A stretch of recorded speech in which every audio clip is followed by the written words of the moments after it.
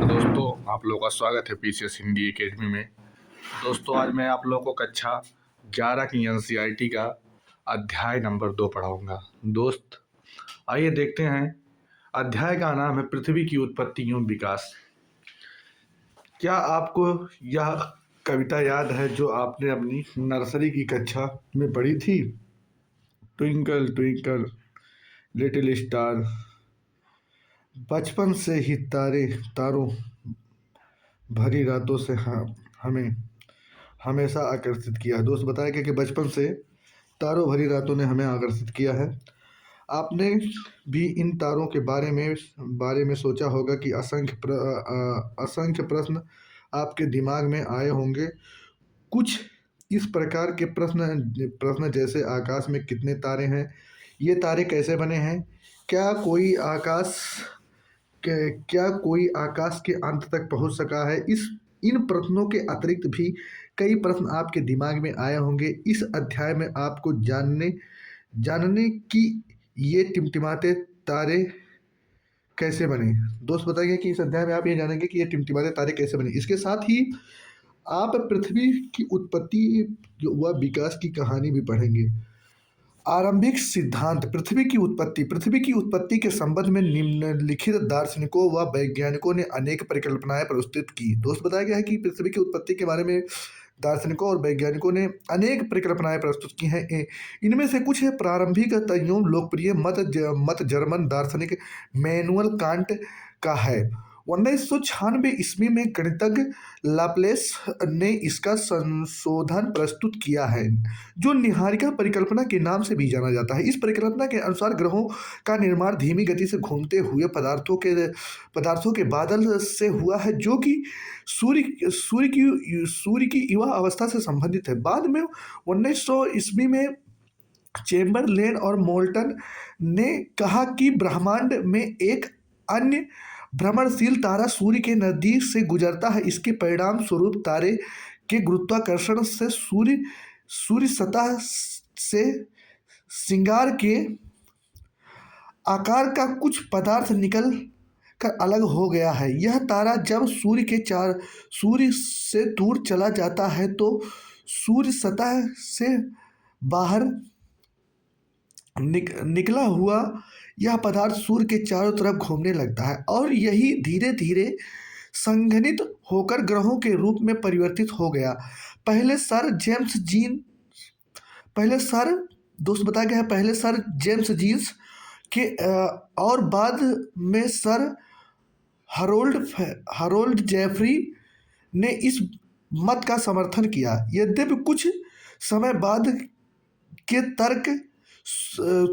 बाद के तर्क सूर्य के साथ एक और साथी तारे के होने के बात मानते हैं तथा ये तर्क द्वैतारक सिद्धांत के नाम से जाना जाता है। 1950 ईस्वी में रूस के ऑटो स्मिड व जर्मनी के कार्ल वाइजाकर ने निहारिका परिकल्पना में कुछ संशोधन किया, जिसमें विवरण भिन्नता तथा उनके विचार से सूर्य एक सौर निहारिका से घिरा हुआ है, जो मुख्यतः हाइड्रोजन, हीलियम और धूलिकणों से बनी हुई है। दोस्तों, जो सूर्य है उस सौर निहारिका से घिरा हुआ है। जो सौर निहारिका वो हाइड्रोजन और हीलियम और धूलिकण की बनी हुई। इन कणों के घर्षण व टकराने से एक चपटी तस्तरी की आकृति का बादल का निर्माण हुआ है, जो अभिवृद्धि प्रक्रम द्वारा ही ग्रहों का निर्माण हुआ है। अंततोगत्वा वैज्ञानिक ने पृथ्वी या अन्य ग्रहों की ही नहीं वरन पूरे ब्रह्मांड की उत्पत्ति संबंधी समस्याओं को समझाने का प्रयास किया। आधुनिक समय में ब्रह्मांड की उत्पत्ति संबंधी सर्वमान्य सिद्धांत बिग बैंग सिद्धांत है।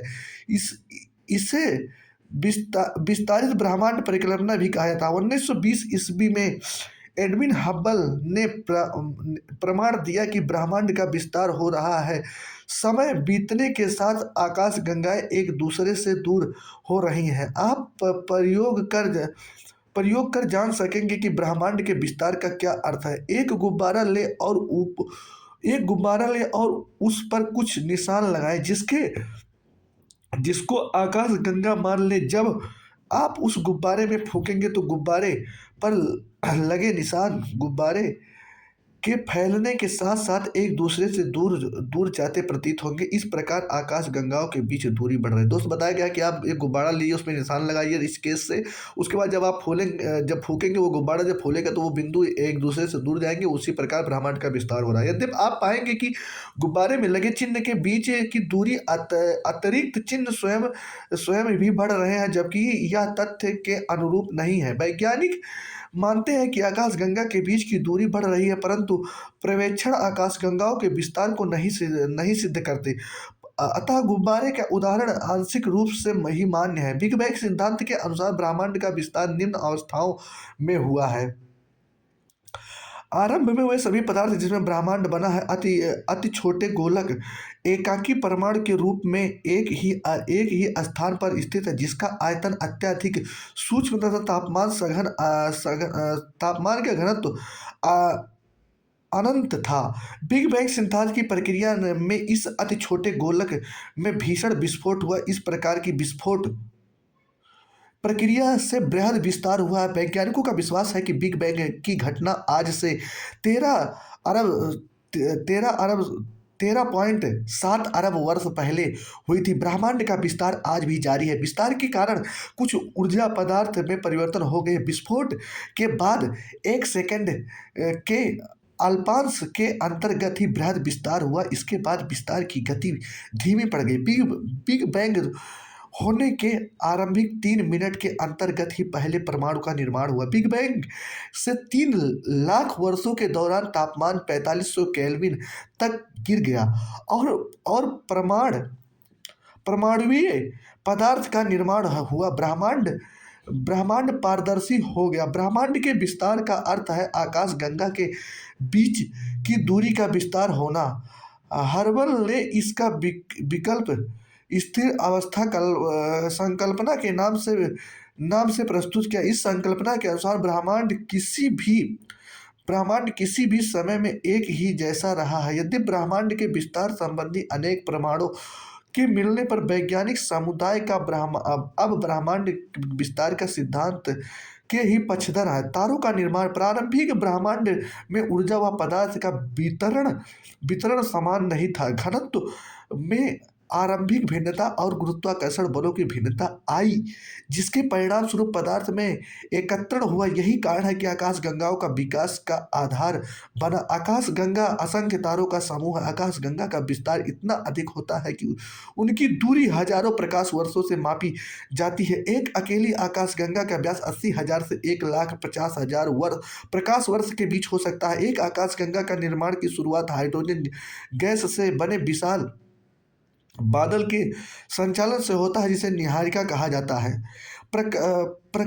क्रमशः इस बढ़ती हुई निहारिका में गैस के झुंड विकसित हुआ। इन झुंडों के बढ़ते बढ़ते घने गैसीय पिंड बने, जिनसे तारों का निर्माण हुआ। ऐसा विश्वास किया जाता है कि तारों का निर्माण लगभग 6 से 7 अरब वर्ष पहले हुआ है। प्रकाश वर्ष यह समय का नहीं वरन दूरी का मापक है। दोस्त, प्रकाश वर्ष जो उससे दूरी मापा जाता है, समय नहीं मापा। प्रकाश वर्ष की गति 3 लाख किलोमीटर प्रति सेकंड विचरणीय है कि एक साल में प्रकाश जितनी दूरी तय करेगा वह एक प्रकाश वर्ष होगा। 9.46 गुणे 1012 किलोमीटर के बराबर है। पृथ्वी व सूर्य की औसत दूरी 14 सेकंड 95,98,000 किलोमीटर है। प्रकाश वर्ष के संदर्भ में यह प्रकाश वर्ष का अकेला 8.311 है। ग्रहों का निर्माण ग्रहों का विकास निम्नलिखित अवस्थाओं में बनी है। तारे निहारिका के अंतर गैस की गुंथित झुंड है। इन गुंथित झुंडों में गुरुत्वाकर्षण बल से गैसीय बादल में क्रोड का निर्माण हुआ और इस गैसीय क्रोड के चारों तरफ गैस व धूलकणों के घूमते हुए तस्तरी विकसित हुई। अगली अवस्था में गैसीय बादल का संघनन आरंभ हुआ और क्रोड को ढकने वाला पदार्थ छोटे गोलों के रूप में विकसित हुआ। ये छोटे गोले संसजन अणुओं की पारस्परिक आकर्षण प्रक्रिया द्वारा अणुओं में विकसित हुए संगठन संगठन की प्रक्रिया के द्वारा बड़े पिंड बनने शुरू हुए। गुरुत्वाकर्षण बल के परिणाम स्वरूप वे आपस में जुड़ गए और छोटे पिंडों की अधिक संख्या में ग्रहणु हुआ। अंतिम अवस्था में इन अनेक छोटे ग्रहणुओं के सहवर्धित होने पर कुछ बड़े पिंडों के रूप में बने। अब आइए दोस्तों, सौरमंडल। हमारे सौरमंडल में 8 ग्रह। निहारिका को सौरमंडल का जनक माना जाता है। उसके ध्वस्त होने के बाद करोड़ बनने की शुरुआत हुई। लगभग 5.6 अरब वर्ष पहले हुई। ग्रह की लगभग 4.6 से 4.56 अरब वर्षों पहले बनी हमारी सौरमंडल में सूर्य, तारा, 8 ग्रह, 63 उपग्रह, लाखों छोटे पिंड जैसे क्षुद्र ग्रहों के टुकड़े, धूमकेतु एवं बृहद मात्रा में धूलिकण व गैस है। इन 8 ग्रहों में बुध, शुक्र, पृथ्वी, मंगल भीतरी ग्रह हैं। दोस्त, भीतरी ग्रह जान लीजिए, इंपॉर्टेंट है। भीतरी ग्रह में बुध, शुक्र, पृथ्वी ये भीतरी ग्रह के अंदर आते हैं, क्योंकि ये सूर्य के क्षुद्र ग्रहों के पट्टी के बीच स्थित है। अन्य 4 ग्रह बाहरी ग्रह हैं। बाहरी ग्रह कहलाते हैं, या पहले 4 पार्थिव ग्रह भी कहे जाते हैं। इसका अर्थ है कि ये पृथ्वी की भांति ही शैलों और धातुओं से बने हुए हैं। अपेक्षाकृत अधिक घनत्व वाले ग्रह अन्य 4 ग्रह हैं।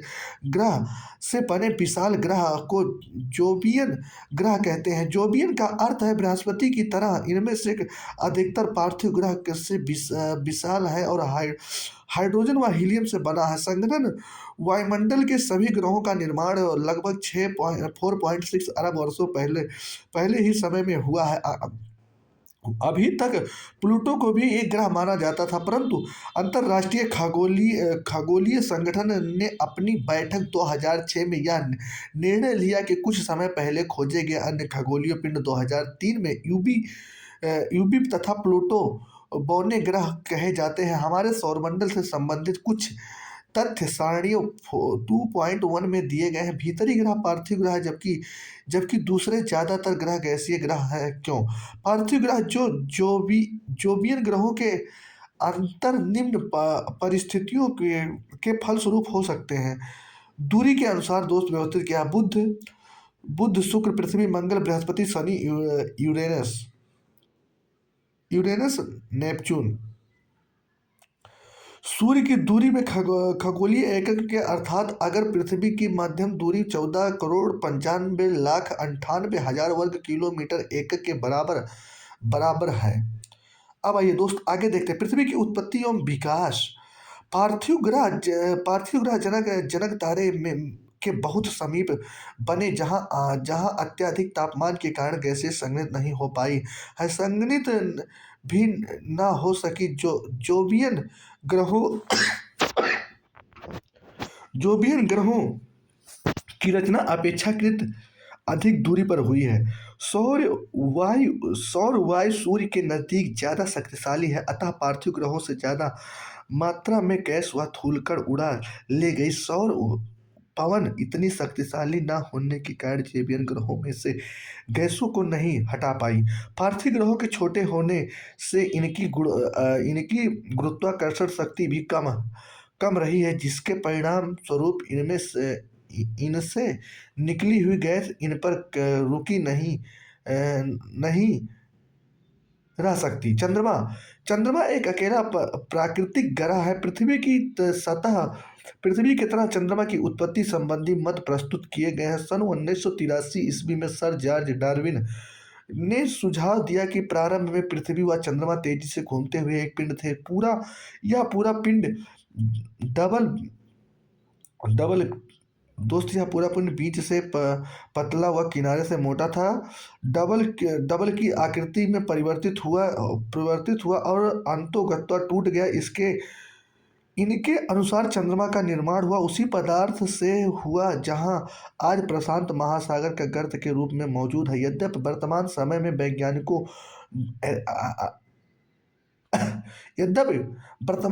वैज्ञानिकों इनमें से किसी भी व्याख्या को स्वीकार नहीं करते हैं। ऐसा विश्वास किया जाता है कि पृथ्वी के उपग्रह के रूप में चंद्रमा की उत्पत्ति एक बड़े टकराव का नतीजा है, जिसे द बिग स्प्लैट कहा गया है। ऐसा माना जाता है कि पृथ्वी के बनने के कुछ समय बाद ही मंगल ग्रह से एक से 3 गुण बड़े आकार का पिंड पृथ्वी से टकराया। इस टकराव से पृथ्वी का एक हिस्सा टूट गया, अंतरिक्ष में बिखर गया।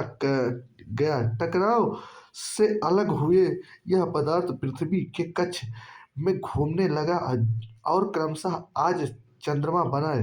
यह घटना या चंद्रमा की उत्पत्ति लगभग 4.44 अरब वर्षों पहले हुई है। पृथ्वी का उद्भव। क्या आप जानते हैं कि प्रारंभ में पृथ्वी चट्टानी, गर्म और वीरान ग्रह थी जिसका वायुमंडल विरल था, जो हाइड्रोजन व हीलियम से बना है। यह आज की पृथ्वी के वायुमंडल से बहुत अलग था।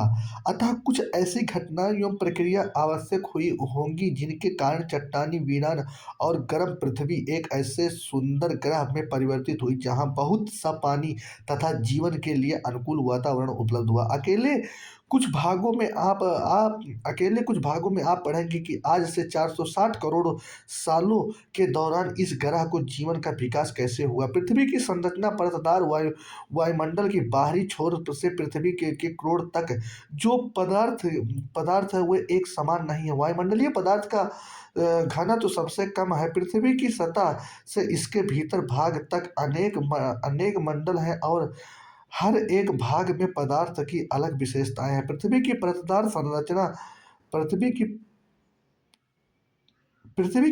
संरचना कैसे विकसित हुई। स्थलमंडल का विकास ग्रहाणु व दूसरे खगोलीय पिंड ने ज्यादातर एक जैसे ही घने व हल्के पदार्थ के मिश्रण से बना। उल्काओं के अध्ययन से हमें इस बात का पता चलता है कि बहुत से अणु के इकट्ठा होने के बाद ग्रह बने हैं। पृथ्वी की संरचना इसी प्रक्रम के अनुरूप हुई है। जब पदार्थ गुरुत्वाकर्षण बल के कारण संघनित हो रहा था तो उन इकट्ठा होते हुए पिंड को प्रभावित किया। इससे अत्यधिक ऊष्मा उत्पन्न हुई। यह प्रक्रिया जारी रही और उत्पन्न ताप से पदार्थ पिघलने लगा। ऐसा उत्पत्ति की तुलना के बाद हुआ। अत्यधिक ताप के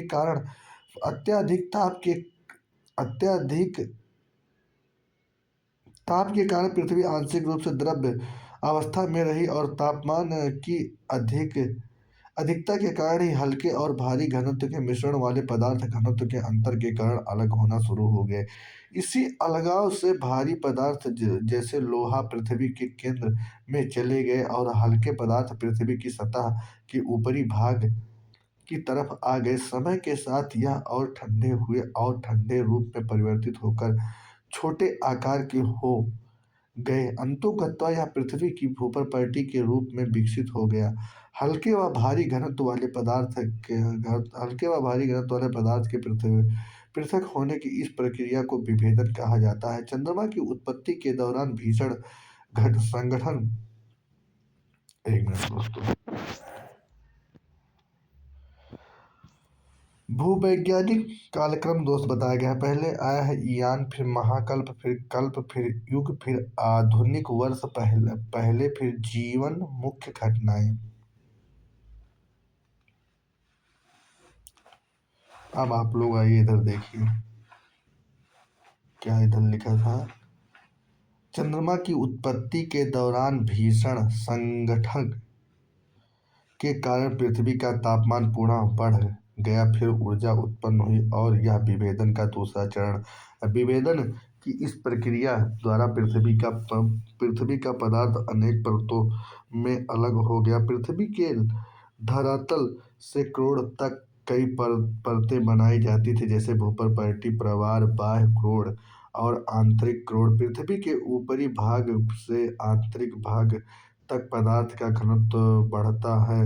हर परत की विशेषताओं का विस्तार पूर्वक अध्ययन हम अगले अध्याय में करेंगे दोस्तों। अब आइए आप लोग जानिए व जलमंडल का विकास। पृथ्वी के वायुमंडल की वर्तमान संरचना में नाइट्रोजन एवं ऑक्सीजन का प्रमुख योगदान है। वायुमंडल की संरचना व संगठन 8वें अध्याय में बताई गई। वर्तमान वायुमंडल के विकास की 3 अवस्थाएं हैं। पहली अवस्था में आदिकालिक वायुमंडलीय गैसें ह्रास हैं। दूसरी अवस्था में पृथ्वी के भीतरी से निकलने भाप एवं जलवाष्प में वायुमंडल के विकास का सहयोग किया।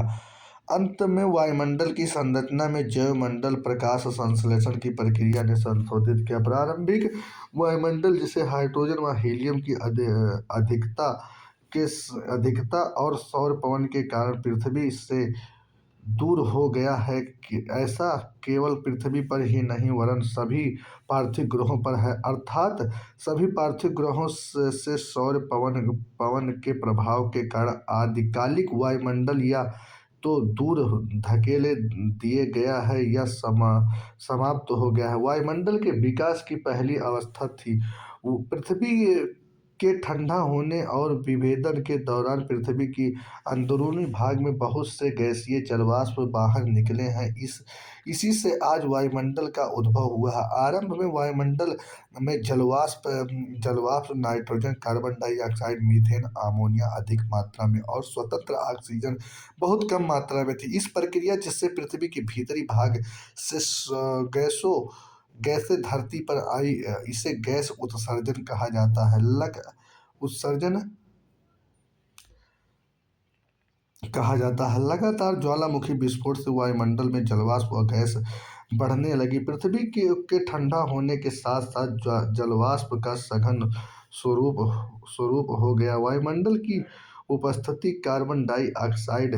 ऑक्साइड के कार्बन डाइऑक्साइड के वर्षा के पानी में घुलने से तापमान में और अधिक गिरावट आई। फलस्वरूप अधिक संघनन व अत्यधिक वर्षा हुई। पृथ्वी के धरातल पर वर्षा का जल गर्तों में इकट्ठा होने लगा जिसके महासागर बने। पृथ्वी की उपस्थिति महासागर पृथ्वी की उत्पत्ति के लगभग 50 करोड़ सालों के अंतर्गत बने। इससे हमें पता लगता है कि महासागर 400 करोड़ साल पुराने हैं। लगभग 380 करोड़ वर्ष पहले जीवन का विकास आरंभ हुआ। यद्यपि लगभग 250 से 300 करोड़ वर्ष पहले प्रकाश संश्लेषण प्रक्रिया विकसित हुई। लंबे समय तक जीवन केवल महासागरों तक ही सीमित रहा। प्रकाश संश्लेषण की प्रक्रिया द्वारा ऑक्सीजन में बढ़ोतरी महासागरों की देन है कि धीरे धीरे महासागर ऑक्सीजन से संतृप्त हो गए और वायुमंडल में ऑक्सीजन की मात्रा 200 करोड़ वर्ष पूर्ण रूप से भर गई। जीवन की उत्पत्ति पृथ्वी की उत्पत्ति का अंतिम चरण जीवन की उत्पत्ति व विकास से संबंधित है। निसंदेह पृथ्वी का आरंभिक वायुमंडल जीवन के विकास के लिए अनुकूल नहीं था। आधुनिक वैज्ञानिकों ने जीवन की उत्पत्ति को एक तरह का रासायनिक प्रक्रिया बताते हैं जिससे पहले जटिल जैव कार्बनिक अणु बने और उनका समूहन हुआ। यह समूहन ऐसा था जो अपने आप को दोहराता था, पुनः बनाने में सक्षम था और निर्जीव पदार्थों को जीवित तत्वों में परिवर्तित कर सका। हमारे ग्रह पर जीवन के चिन्ह अलग अलग समय की चट्टानों पर पाए जाने वाले जीवाश्म के रूप में हैं। 300 करोड़ साल पुराने भूगर्भिक शैलों में पाई जाने वाली सूक्ष्मदर्शी संरचना आज की शैवाल की संरचना से मिलती जुलती है। यह कल्पना की जा सकती है कि इससे पहले समय में साधारण संरचना वाली शैवाल रही होगी। यह माना जाता है कि जीवन का विकास लगभग 380 करोड़ वर्ष पहले हुआ। एक कोशिकीय जीवाणु से आज के मनुष्य तक जीवन के विकास का सार भूवैज्ञानिक